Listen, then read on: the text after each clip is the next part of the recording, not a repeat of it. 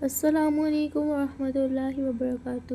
تو آج میں آپ کو بقرعید کے پیچھے کی جو اسٹوری ہے وہ بتانے جا رہی ہوں۔ آپ نے دیکھا ہوگا کہ بقرعید کے موقع پر دنیا بھر کے مسلمان قربانی کرتے ہیں، اور آپ پھر سوچتے ہوں گے کہ ایسا کیوں کیا جاتا ہے۔ تو آج میں آپ کو اس کے پیچھے کی کہانی کیا ہے وہ بتاتی ہوں۔ ہزاروں سال پہلے کی بات ہے۔ حضرت ابراہیم علیہ السلام اللہ کے نبی اور پیغمبر تھے۔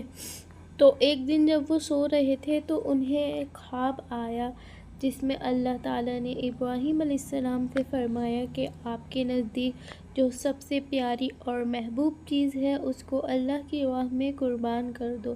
اللہ اپنے نیک بندوں کا خاص طور پر نبیوں کا امتحان لیتا ہے، یہ دیکھنے کے لیے کہ بندہ اللہ سے محبت کرتا ہے یا پھر اس کے دیے ہوئے تحفے سے۔ نبی اور پیغمبر کے خواب سچے ہوتے تھے، وہ جو بھی خواب میں دیکھتے تھے وہ اللہ کا حکم ہوتا تھا۔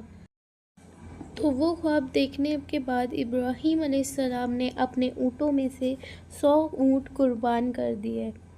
پھر ابراہیم علیہ السلام نے سوچا جو اللہ نے ان کو حکم دیا تھا وہ پورا ہو گیا، پر جب وہ رات کو سوئے تو انہیں پھر سے وہی خواب آیا۔ پھر ابراہیم علیہ السلام نے اپنے اونٹوں میں سے اگلے دن 200 اونٹ اللہ کی راہ میں قربان کر دیے، اور وہ سوئے تو پھر اگلی رات انہیں پھر سے وہی خواب آیا، جس میں اللہ نے ان کو ان کی سب سے پسندیدہ چیز قربان کرنے کو بولی۔ پھر ابراہیم علیہ السلام سوچ میں پڑ گئے کہ آخر اللہ ان سے کس چیز کی قربانی چاہتے ہیں۔ پھر انہوں نے سوچا کہ دنیا میں میری سب سے عزیز چیز میرا بیٹا اسماعیل ہے۔ آپ کو بتا دوں کہ ابراہیم علیہ السلام کو پوری زندگی دعا مانگنے کے بعد 80 سال میں اولاد ہوئی تھی، اور وہ تھے ان کے بیٹے اسماعیل، جو ان کو سب سے زیادہ عزیز اور محبوب تھے۔ اب ابراہیم علیہ السلام سمجھ چکے تھے کہ اللہ تعالیٰ نے ان سے ان کے بیٹے کی قربانی مانگی ہے۔ اللہ یہ دیکھنا چاہتا تھا کہ ابراہیم علیہ السلام اللہ سے زیادہ محبت کرتے ہیں یا اپنے بیٹے سے، اور ابراہیم علیہ السلام کے لیے یہ بڑا امتحان تھا۔ اگلے دن ابراہیم علیہ السلام اٹھے اور اپنی بیوی ہاجرہ سے بولے کہ ہمارے بیٹے اسماعیل کو نہلا کے اچھی طرح تیار کر دو۔ سو ابراہیم علیہ السلام کی بیوی ہاجرہ نے اپنے بیٹے کو اچھی طرح سے خوشبو لگا کر تیار کر دیا، اور ابراہیم علیہ السلام اپنے بیٹے کو لے کر ایک پہاڑ کی طرف روانہ ہوئے۔ ابراہیم علیہ السلام یہ تکلیف بھرا فیصلہ کر چکے تھے کہ وہ اپنے بیٹے کی قربانی دیں گے، پر شیطان کو کیسے حجم ہو کہ کوئی اللہ کی اطاعت کرے۔ تو شیطان بھی اپنے کام پہ لگ گیا۔ وہ بیوی ہاجرہ کے پاس ایک بزرگ شکل میں گیا اور بولا کہ ابراہیم تمہارے بیٹے کو کسی دعوت میں نہیں بلکہ قربان کرنے لے گیا ہے۔ یہ سن کر بیوی ہاجرہ بہت حیران ہوئی، پر سمجھ گئیں کہ یہ ضرور اللہ کا حکم ہوگا۔ تو انہوں نے شیطان سے کہا کہ یہ حکم اللہ نے دیا ہے تو یہ ہماری خوش قسمتی ہے، اور یہ تو میرا ایک بیٹا ہے۔ اگر میرے اسماعیل جیسے 1000 بیٹے بھی ہوتے تو میں خوشی خوشی اللہ کی راہ میں قربان کر دیتی۔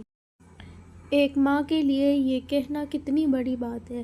جب شیطان حضرت ہاجرہ کو بھڑکانے میں کامیاب نہ ہوا تو وہ سیدھے ان کے بیٹے اسماعیل علیہ السلام کے پاس گیا اور کہنے لگا کہ تمہارے بابا کسی دعوت میں نہیں بلکہ تمہیں قربان کرنے کے لیے لے کے جا رہے ہیں۔ تو حضرت اسماعیل علیہ السلام نے کہا کہ اگر یہ اللہ کا حکم ہے تو اس سے بڑی بات میرے لیے کیا ہے کہ میں اللہ کی راہ میں قربان ہو جاؤں۔ سوچئے 13 سال کے بچے میں اتنی سمجھ اور بہادری کتنی بڑی بات ہے۔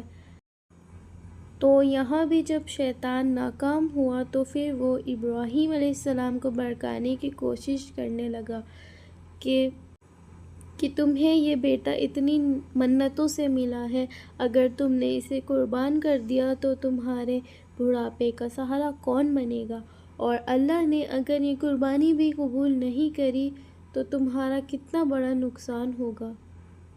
ایسا مت کرو۔ جب شیطان انہیں بار بار بھڑکانے لگا تو غصے میں آ کر ابراہیم علیہ السلام نے شیطان کو پتھر مارے۔ یہی وجہ ہے کہ جب لوگ حج پہ جاتے ہیں تو شیطان کو کنکر مارتے ہیں، اور یہ حج کے اہم ارکان میں سے ایک ہے۔